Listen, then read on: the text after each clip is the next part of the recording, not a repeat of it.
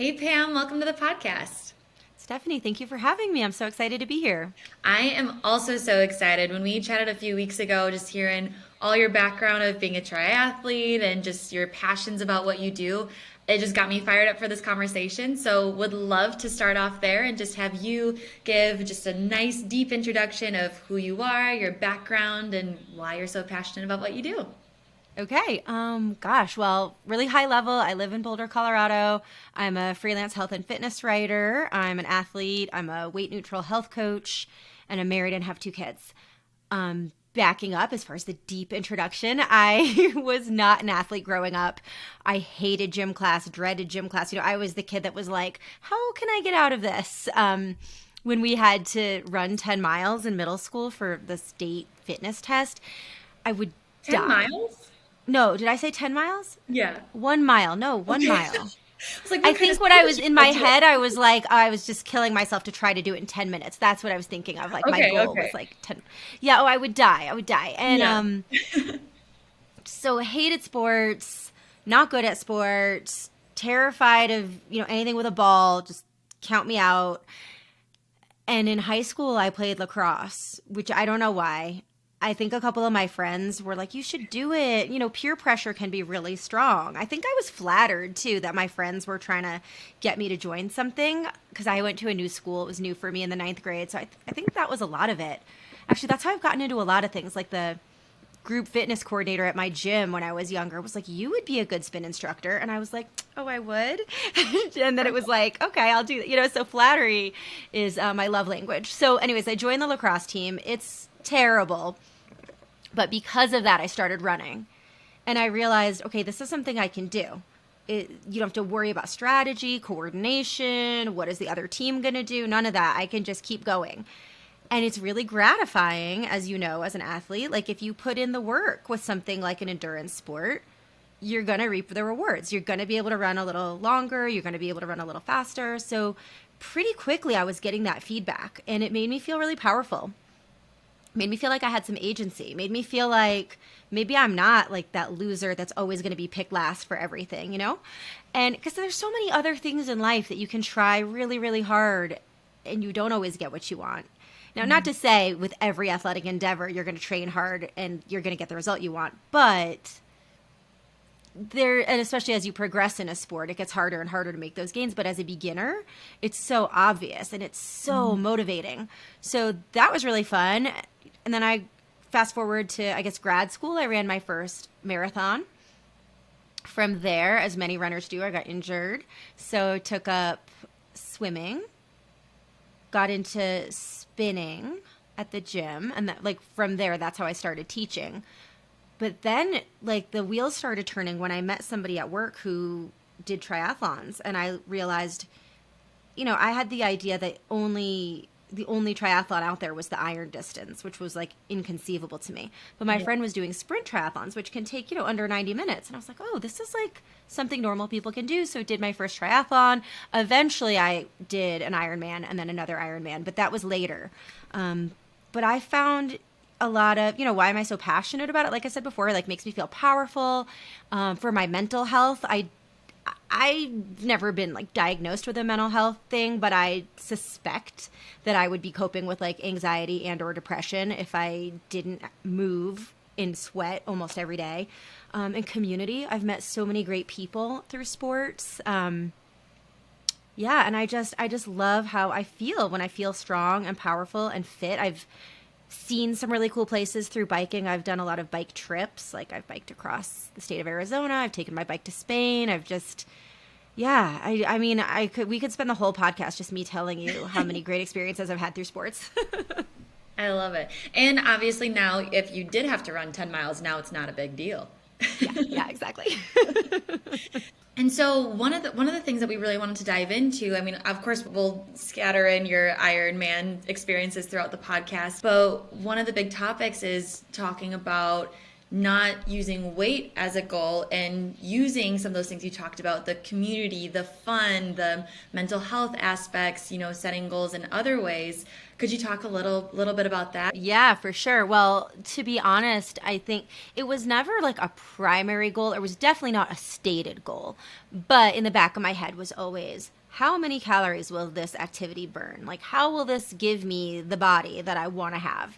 For a very long time, I was obsessed with sort of the body that I thought that I should have, rather than just being at home in the body that I do have. And when I was especially training for Ironmans, that's a lot of training. That could be anywhere from 12 to 20 hours a week of biking, running, and swimming, depending where you are in the training cycle. And so inevitably, you're very hungry. And I felt like, oh, this is great. I have license to eat whatever I want. And at the time, like, I thought that was food freedom.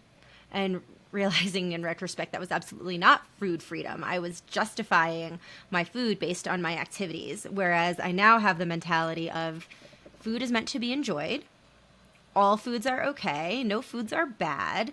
It took me a while to get there, but I'm really thankful that I am, because I didn't even realize that was such a mental weight to be judging my workouts against, well, like planning workouts according to what kind of social events that involve food might be coming up, or feeling like I had to compensate for overdoing it with the food. And I put like overdoing in air quotes, because I don't even necessarily use the term overdoing with food anymore in my life. Like now it would just be like, okay, I ate more than I was really comfortable. Like maybe I felt like a little bit of a tummy ache after that.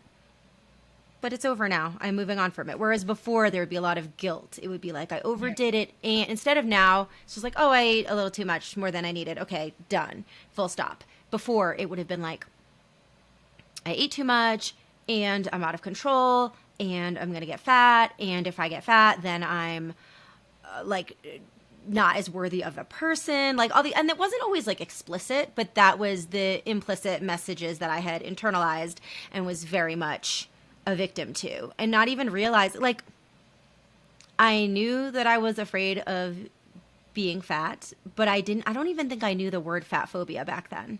Now I'm aware that like fat phobia is just embedded in our culture, and that I consider it one of the last forms of quote unquote socially acceptable stigma that's out there. But yeah, I just had once I learned about fat phobia and diet culture and all of this stuff, it was like I couldn't unknow that. I couldn't unlearn that. And I felt like there's only one thing to do, which is stop weighing myself, stop being weird about food. And then think about my weirdness about food was, I think it wasn't considered weird really, because I think everybody does it. I feel like diet culture is so embedded that everybody is like, oh, I earned that muffin because I worked out. That's sort of a normal thing to do. Now I hear things like that and I just cringe. And if I'm with friends, I just like don't say anything, because I'm not going to be like, well, actually, like nobody wants a lecture. If you're going to come to it on your own, great. I'm here to, support you in that. I'm not going to try to change anyone's mind. But that's what led me to become a weight neutral health coach. Like I'm already a certified personal trainer. I have a background as an occupational therapist. I'm passionate about health, and I want other people to experience the feeling of moving because it feels good, whatever drives you. I have like multiple motivations, and everybody does, and everybody's are different. But to work out because you're going to be with friends, you're going to enjoy the outdoors, you're going to test yourself, you're going to just see something new, do something new. All of that is so much more powerful, and I think so much more valuable than doing it because, oh, I might lose weight. I might have the body I've been told I need to have. And then what? Like, are you really going to be happy because you have that body? It doesn't work like that. Right, especially if you had to give up events, or you were stressing out at different events of what you can and can eat. And, there's other ways to measure happiness than just how you look. And ideally, the goal is to not measure happiness at all on how you look. How you look is how you look, and how you feel is really what's important. And I mean, there's so many other way more important things out there than what size your pants are. And that's not even going to stay consistent throughout your life. Exactly. Or even throughout your day. Yeah. Right? Yeah, very true. Oh my gosh, I was coaching yesterday and I started off in my leggings and my shirt was a little loose. And then by the end of two classes, I don't know what caused it, but I got bloated and my shirt was, I mean, my belly was filling out my shirt and it was tight on me. And I said, oh, that's just how it is. Yes, that's just how it is, right? We've been Mhm. told no, it shouldn't be that way. Right. Yeah, yeah, but that's it's human. Yeah, absolutely. Yeah, and I can say like when I have lost weight, it's been minor. I noticed because I'm short and because I was like scrutinizing myself all the time. But when I did, get closer to the body that I thought I was supposed to have, I might have been happier in a way, but I was also a lot more anxious. It was like on top of the normal anxiety of what am I going to eat at this party? What will I order when I go out to dinner? How much of the cake will I have? What if I go crazy because I love cake so much and I have all the cake? All these thoughts were compounded with, and what if I get out of control and I can't sustain this body? Then what? Like now that I have it, I got to keep it. And that's Mhm. not a fun place to be. And if you're working so hard to keep your body at a certain weight, that's probably not the natural weight that you're supposed to be. And that's not healthy. Like we forget about like, what about mental health? What about the fact that you're not really present with your friends and your family and you're not really enjoying the food? And not to mention, as soon as I gave myself full, complete permission to eat all the foods, I stopped being obsessed with all the foods. Yeah. Where I used to think, oh my God, what if I get out of control with the cake? I don't think that anymore because I know that I won't, because cake doesn't have that emotional charge anymore. It's just cake. I still like it. Don't get me wrong. I Pick love whatever you cake. want. Yeah. Exactly. When you can have something whenever you want, it doesn't have that forbidden fruit, so to speak, appeal. It's just, it's neutral. Right. And I love that you brought up the comparison of it's not just how you look, that doesn't define health. There's so many other aspects of health, like you were saying. If you're not eating enough, maybe you don't get enough fats in your diet because you're under eating, your hormones could be imbalanced. I know lots of women who don't eat a lot or they train too intensely and they don't get periods, and or they like you said, increase anxiety, and there's other things that can come with overdoing it and not giving your body what it needs. And I love how you emphasize if you have to work so hard to make your body look a certain way, that's probably not normal for you. And what's normal for everyone is different. It's very individualized and unique. And so I love that you pointed that out. Thanks. Yeah, I mean, it's like we don't expect to all be the same height. Why should we expect to all have the quote unquote ideal body? It doesn't make Right. sense. So one question I have for you, though, being such a intense athlete doing an Ironman, that is not something that everyone does. I'm sure the percentage of we'll say Iron Woman, I like that better. You can say that. Iron Woman athlete, that's probably like 0.001% of the world has ever completed one. So how do you balance that? Because there is a certain level of needing to eat a certain way to be more effective in your training and to make sure you can sustain your training. And that's a little bit more intentionality behind it than just weight loss. But how did you incorporate having this quote unquote food freedom while also training for such a high intensity sport? That's a good question. I wasn't in a great place, I don't think, with my like body image back then. So I haven't done, to be clear, I did an Ironman in 2007 and 2008. So I was in my 20s and now I'm in my early 40s. So that feels in some ways like a lifetime ago. If I were to do it again, which to be honest, I just don't think I would. Part of the reason that I think I was compelled to do that was I was kind of trying to prove to myself that I was really an athlete, And now I'm like, I have nothing left to prove. Not only have I done those things, but also I'm at a different place in my life where I don't really can we swear on here? Oh, yeah, yeah. I don't give a fuck. Like, I don't really care if anyone else thinks I'm an athlete or what they think, really. I mean, that's not entirely true. Ask my husband. We've stayed up late with me being like obsessed with this or that, or the other thing. It's not to say I've let go of all my anxiety, but in terms of like my athleticism, I used to, like, as a spin instructor, I used to get up there and be like, oh, I don't really look like a spin instructor. I don't look like what they think I'm like, fuck that. I welcome beginners. I play good music. We have fun. I structure a solid workout. I really don't care. But, and that's not to say I don't, like, I still go for a long bike ride. Like, I still do longer things. I just probably wouldn't train for an Ironman again. If I did, I would be focusing on, and even now doing what I do, like I focus on how the food makes me feel. Like I know, for example, that if I eat some protein with a meal, it'll keep me full for longer. I know from experience and, also from reading, if I were to eat like a heavy meal, like something with a lot of cheese or a lot like eggs fried and like a lot of butter, like it's hard to digest fat while you're on the move. So I wouldn't eat that before a long ride or a long run. I know what fuels my body. And so I would be balancing what fuels me, what gives me sustained energy, what, not that there's anything wrong with bloating, like you mentioned before, like bloating's part of life, but I don't want to be bloated on a long ride. So I experiment, and every day is different, right? Like the weather is going to be different. Every phase of your life's going to be different. So what worked for me as an athlete on a 70-degree day with minimal wind 15 years ago might not be what works for me now. But I'm good about like taking notes in my training journal and noting, okay, this was the weather, this is how hard I was working, this is what I ate, this is how I felt.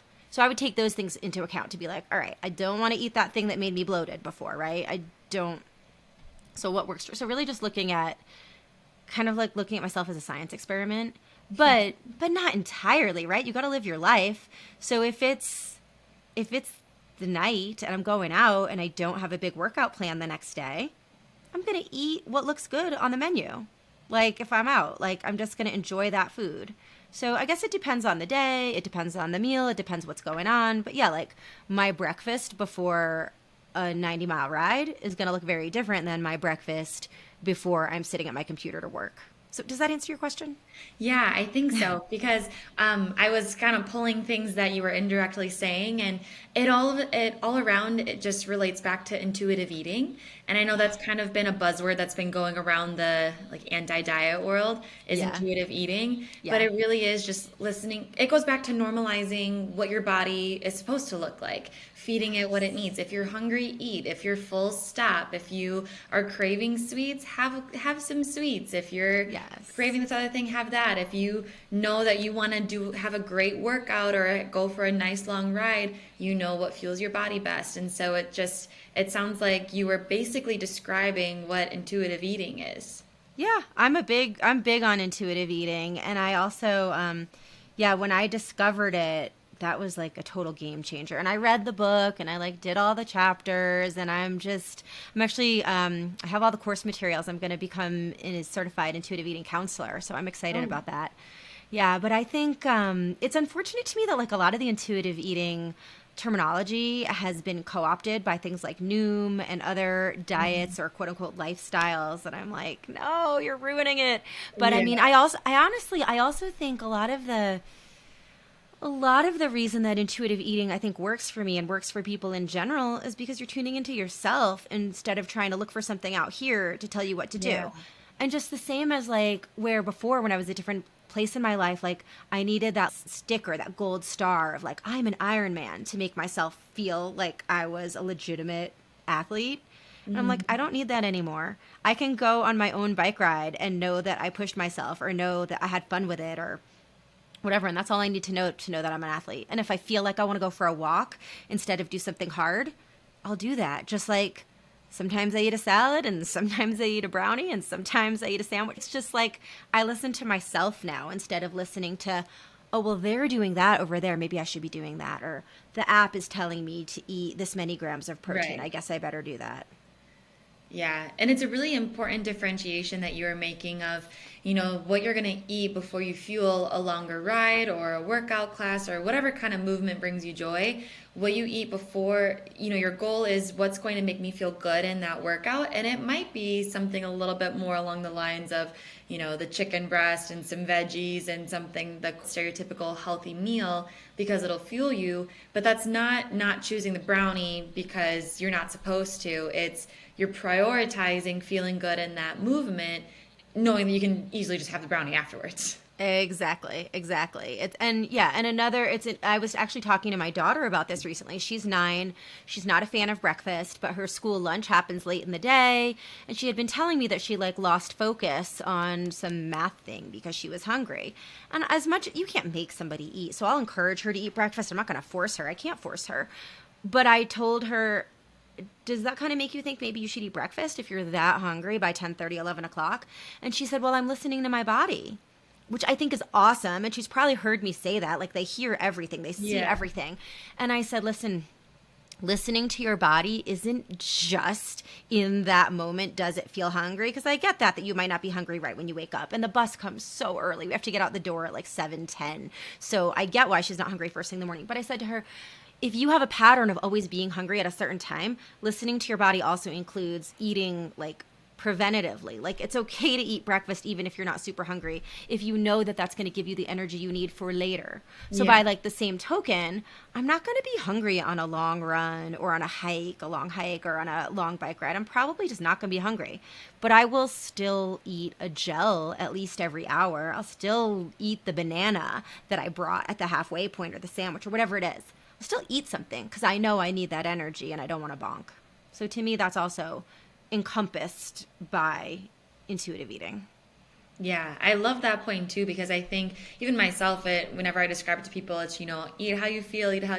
But that's such a good point to make of what else is happening in your day. Like I even yesterday, my Thursdays are a little crazy. I'm usually not home for like 8 hours straight from little like 12:30 ish until 8 p.m. and I make sure even if I'm not hungry, I eat a ton at noon because I'm trying to get as full as possible to last as long as possible, and then I always pack a meal to have later on. But it's a good. I didn't even realize that I did that, but it was. Yeah. I know I'm not gonna be able to eat for a while. I don't want to be starving because I know I get angry, and my clients don't want to deal with that. So. Exactly. Like, to me, like, that's a form of self-care. Like, preventing hanger is self-care. Yeah. Yeah, and I also think, like, we've sort of been conditioned to think, like, oh, you should never be too full. Like, if you're too full, then, like, you're gonna gain weight, and then if you gain weight, it's like, no, how, no, no, no, no, no.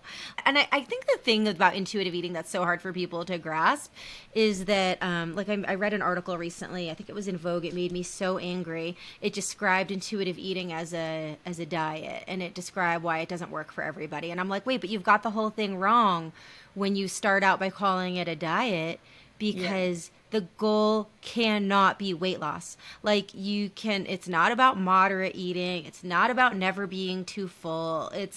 Is like step one is let go of weight loss goals. Like, divorce yourself from the goal of trying to lose weight. You can't really tune into your body when you have this desire to lose weight. And the thing is, like, healthy habits trump weight loss over any, like, even if you didn't lose weight, if you were going for a walk every day and you were doing the things they tell you to do to sustainably lose weight, and if you don't lose weight but you have healthy habits, like, maybe this is your body's set point. Like, Yeah. you can't alter your body's set point too much. Right. And so that leads in an interesting question, though, because so many people are so goal oriented where they kind of need something to aim for.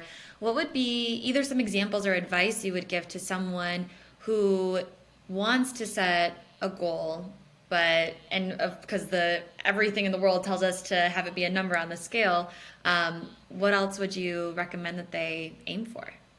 It's a great question. I think the first step for any process of goal setting would be, what's your motivation behind it? Like, what do you want to feel when you reach this goal? Like, say it was a weight loss goal. Like, I think if you really strip it down, maybe the true goal underneath it all is, I want to feel how I think I'm going to feel when I lose that weight. Well, how is that? Is that happy? Is that feeling strong, empowered to do something? Okay, what's another goal that you have more control over that can also give you those same feelings? And it just depends on the person. But, like, say it's a person that's like, oh, I've never really committed to anything. It would feel so empowering to commit to something. Okay, well, what can you commit to that you have a pretty good chance of being successful at? It shouldn't be too easy, right? Because then it doesn't feel empowering. It's not motivating. Shouldn't be out of reach because you're never going to get it. What's the just right challenge? And we talk about this a lot in occupational therapy and, like, the rehab process. It has to be that adaptive challenge. So what's an adaptive challenge that's going to get you where you want to go? And it's going to vary person to person. Like, one person might say, I'd like to finish a 5K. I don't care how I get there, whether I'm walking or running. Okay. And then you break that down into, let's have some shorter term goals. Like, maybe within 6 weeks, you can go a mile without stopping. But goals that are going to motivate you, goals you can easily like break down with benchmarks so you can progress to each benchmark without, because when the goalpost is so far away, it's hard to stay motivated. When you have smaller goals that you can accomplish sooner, that's motivating. But yeah, just I mean, but I would say like, well, what's a performance goal? Like, do you want to be able to deadlift 80% of your body weight? Do you want to, honestly, it could even be a frequent, like if you know that you're going to be in a better mood when you move, what if the goal was I'm going to move for 30 minutes 3 days a week? Now, like officially that's considered the process rather than the goal. But the goal, it depends on the person. Like for me, I like to have a goal. I like to say, oh, I'm going to do X on this day in this amount of time. But not everybody is competitive like that. You have to go, well, what's, I mean, maybe you know that doing yoga twice a week and doing strength training twice a week is going to keep your back pain at bay. So maybe the goal is a month from now, I'm going to have 20 or more days when my back pain is a 3 out of 5 or less, right? Mm-hmm. Something like that. And, you know, it's just so, it's so personal. Yeah. And I like something you brought up earlier too when you were describing the community that you had and the people that you've met, because I have a friend who he's signed up for a triathlon, ironically, next summer, and he mentioned that so many of his friends are still in that party phase. They're going out a lot, they're drinking, maybe doing other things, and he's told me, I just don't want to be around that anymore. I love my friends, but that's all they want to do, and I want to meet people who don't only want to do that. So he said, I'm joining a triathlon training group, and I'm just so excited to meet people who are more like-minded and just move for fun and have these goals. And so it maybe it's not even performance, but maybe it's just to meet, people of a certain lifestyle or mindset too. Absolutely. And I found that like the athlete friends that I've made, I feel like athletes are the best people. Like you're unlikely to meet somebody who thinks like going on a 50-mile bike ride for fun is a real pessimist, right? Because you have to believe that you can do it. Yeah, you have to believe that like if you get a flat tire that you can fix it, or that someone will help you, or that if you get lost you'll find, I mean, nobody gets lost now with GPSs, but like I started all this way before we had smartphones. But like you kind of have to believe things are going to work out all right, because there's a million reasons not to do something athletic, right? So you're automatically like vastly increasing your chances of meeting people who are fun and positive. So that's definitely a plus. But yeah, just being around like-minded people is always really fun. And then there's the whole that added layer of I don't just want to meet the goal. Like maybe I won't meet my goal. Maybe I'll try really hard and the weather will prevent me, or COVID will prevent me, or anything will prevent me from competing on that day. But what will I get in the process? Like I'll meet people, I'll have fun, I'll enjoy the outdoors, I'll show myself that I can keep showing up. I mean, that's half of it, is like, it doesn't matter how you do on a given race or in a given training session, but like, did you show up? To me, that's huge. That's like 90% of it. That feels so good to know that you showed up for yourself. Mm-hmm. And a lot of times people don't realize how good it's going to feel until they do it. Even maybe hopefully some people, even if they start with a weight loss goal, but if they're listening to their bodies enough or paying attention, they may realize that they enjoy that so much more than really caring about the scale. At least hopefully that's the goal. Yes. Well, and the thing about the scale, like we were talking before, like you might look or weigh different throughout the day, throughout the week, women particularly, like throughout our cycles. I feel like weight loss is this goal where like, okay, say you reach the goal. Well, like, then what? Like, you're going to keep doing it? You're going to like waste away to nothing? Like, there's so many reasons not to, like, it's just to maintain it. That's a lot of effort. Whereas like with a fitness goal, it's totally normal to have peaks and valleys in your fitness. Like you should. You cannot have your peaks without having your valleys. So, say you follow like a periodized training program, you work pretty hard for a couple weeks, you back off for a week and absorb those harder efforts, you do it again and again and again, and you get to taper, have your big event, race really hard, and then you can kind of chill and go for those walks and those easy swims, or go to Zumba or whatever for a couple months. Let yourself get a little bit out of shape so that when it's time again, you're physically and mentally ready. Like nature has seasons, right? Life has seasons. So does fitness. But weight loss and seasons, like, I don't know about that. That just doesn't, Weight, like, I guess to me, like, weight loss, there's just like so much pushing. It's so constrictive. Like, the goal is how small can I get? Whereas a fitness goal, it's like, it's expansive. It's like, how much faster could I be? How much stronger? How much more efficient? How much more agile? What could I see, do, and experience? What could I learn about myself?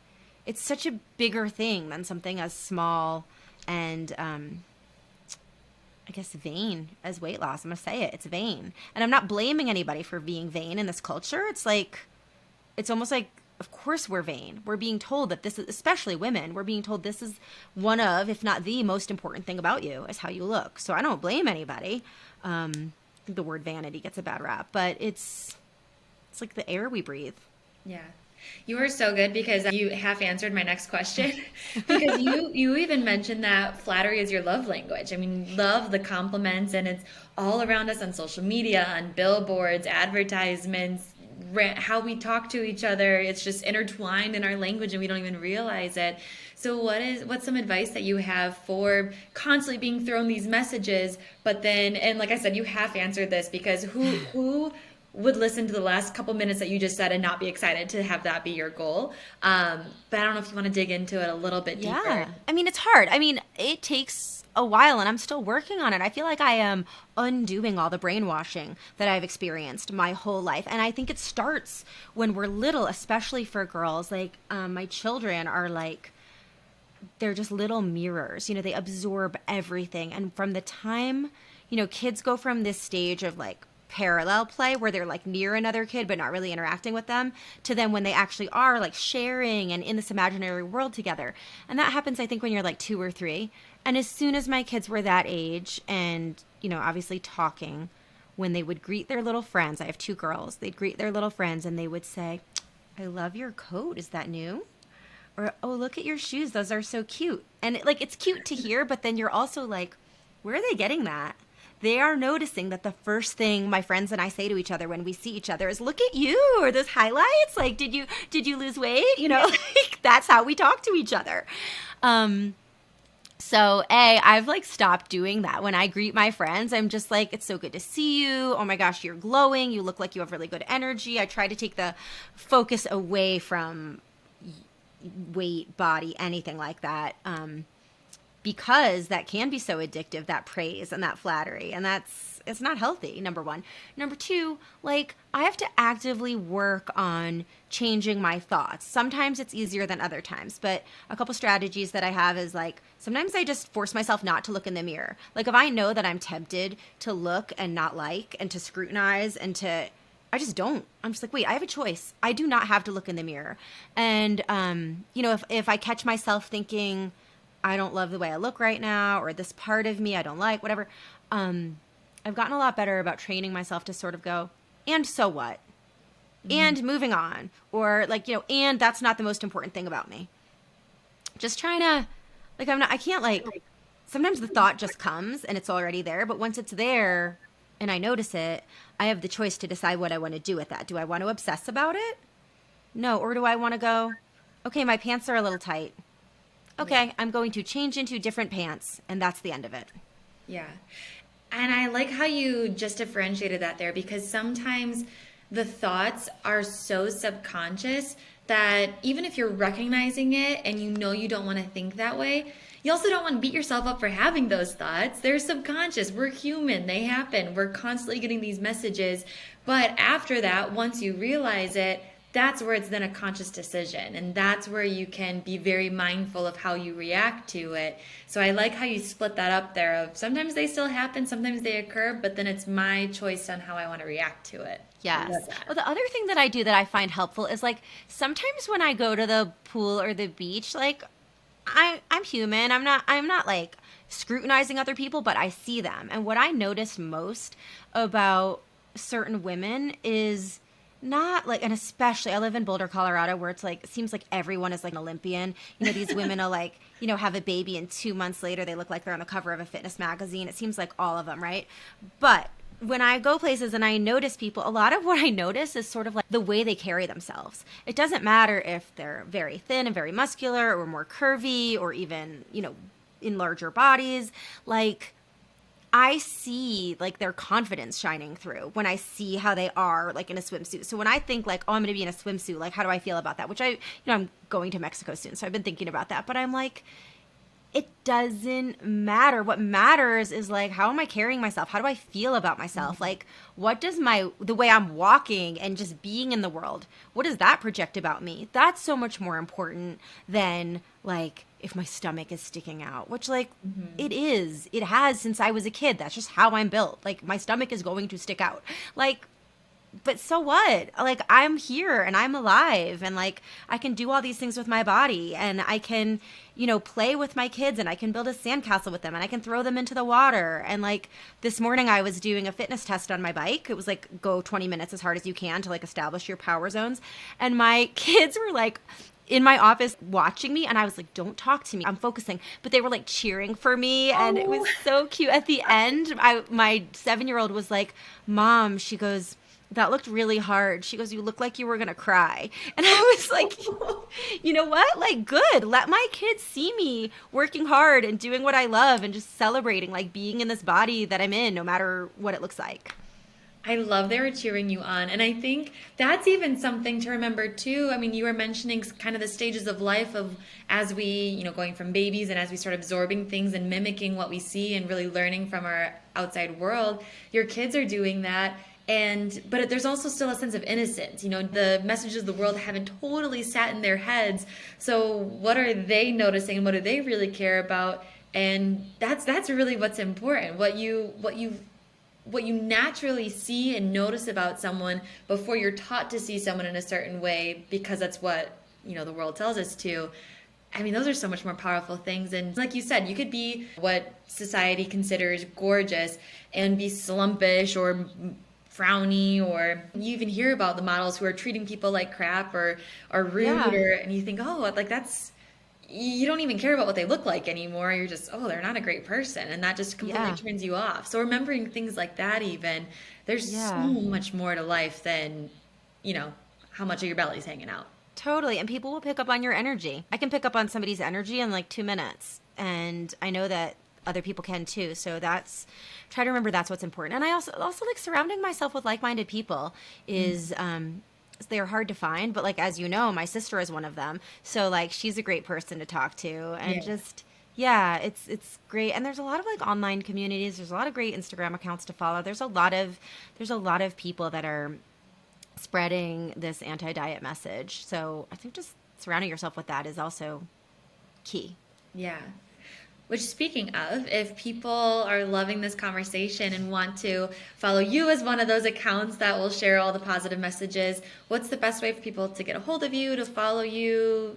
Yeah, thanks for asking. Well, you can visit my website, which is pam-moore.com. If you choose to sign up for my newsletter where I share my thoughts on like empowerment and diet culture and things like that and some links of the greatest things I've found. I usually send it like every other week. If you sign up for that on my website, you will get my free PDF, 11 Ways to Start Feeling Better About Your Body Right Now.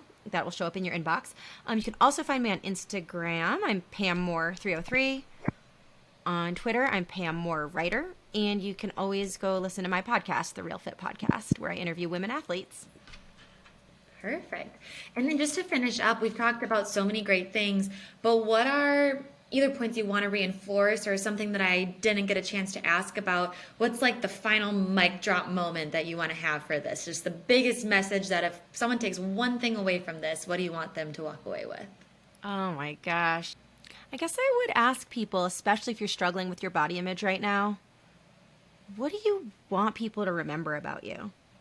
Like if your funeral were, God forbid, like next week, what do you want people to say? Or like, what do you think they will say? Because I can almost guarantee you they're not going to say, my God, she looked good in a two-piece. you know? It's not going to be that. So remember when you're obsessing about something that actually doesn't matter that much, that's is what do you really value? Like our life is short. Let's make sure that the way we're living and the things we're focusing our attention on really are aligned with our values. I love that. Perfect way to end this episode. Yeah. Well, Thank thank you you. for having me. Thank you for being on the podcast. This was amazing. Thank you so much. So fun. Okay. Bye.